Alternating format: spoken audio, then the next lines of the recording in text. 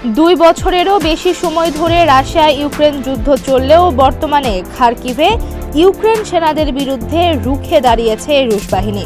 যুদ্ধের ময়দানে পুতিন বাহিনীর চাপের মুখে বিভিন্ন অঞ্চল থেকে পিছু হটতে বাধ্য হচ্ছে জেলেনস্কির বাহিনী। গেল 10 মে ইউক্রেনের উত্তর পূর্বের খার্কিভ অঞ্চলে ব্যাপক হামলা চালাচ্ছে রুশ বাহিনী। এরই মধ্যে খার্কিভের বেশ কয়েকটি গ্রামের নিয়ন্ত্রণ নিয়েছে রাশিয়ান সেনাবাহিনী। যতই সময় যাচ্ছে ততই রাশিয়া তাদের শক্তি ক্রমাগত বাড়িয়ে চলেছে। এমন প্রেক্ষাপটে শনিবারও কিয়েভের এক সুপারমার্কেটে বোমা বর্ষণ করেছে রুশ সেনারা।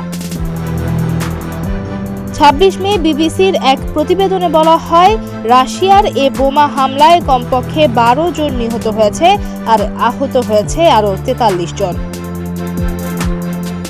এ হামলার বিষয়ে ইউক্রেনের প্রেসিডেন্ট জেলেনস্কি বলেন, হামলার সময় ওই সুপারমার্কেটে 200 জনেরও বেশি লোক ছিল।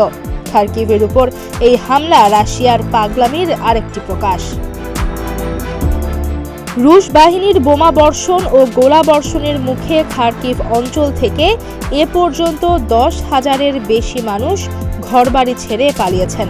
এর ফলে অঞ্চলটিতে মানবিক পরিস্থিতির অবনতি হয়েছে, কেননা খার্কিভ শহরে এর মধ্যে 2 লাখ বাস্তুচ্যুত ইউক্রেনীয় আশ্রয় নিয়েছেন।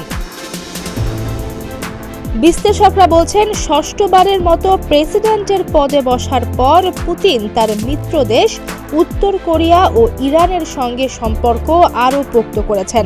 এর ফলে রাশিয়া তাদের অত্যন্ত প্রয়োজনীয় অস্ত্র ও গোলা বারুদের সরবরাহ নিশ্চিত করেছে। এ কারণে রণক্ষেত্রে একের পর এক সাফল্য পাচ্ছে পুতিন বাহিনী। এর বিপরীতে গত 6 মাসে ইউক্রেনীয় বাহিনী পশ্চিমা সামরিক সহায়তা পায়নি। এতে বিপাকে পড়েছে অস্ত্র ও সেনা সংকটে থাকা জেলেনস্কির বাহিনী। তারা আরও বলছেন, পশ্চিমা মিত্ররা অব্যাহতভাবে বলে আসছে ইউক্রেনকে সহায়তা দেওয়ার বিষয়টি তাদের অগ্রাধিকারে রয়েছে। তারপরও শঙ্কা থেকেই যাচ্ছে, কারণ সবার চোখ যুক্তরাষ্ট্রের প্রেসিডেন্ট নির্বাচনের দিকে। রিপাবলিকান প্রার্থী ডোনাল্ড ট্রাম্প ইউক্রেনের জন্য সহযোগিতা কাটছাঁট করার ঘোষণা আগেই দিয়েছেন।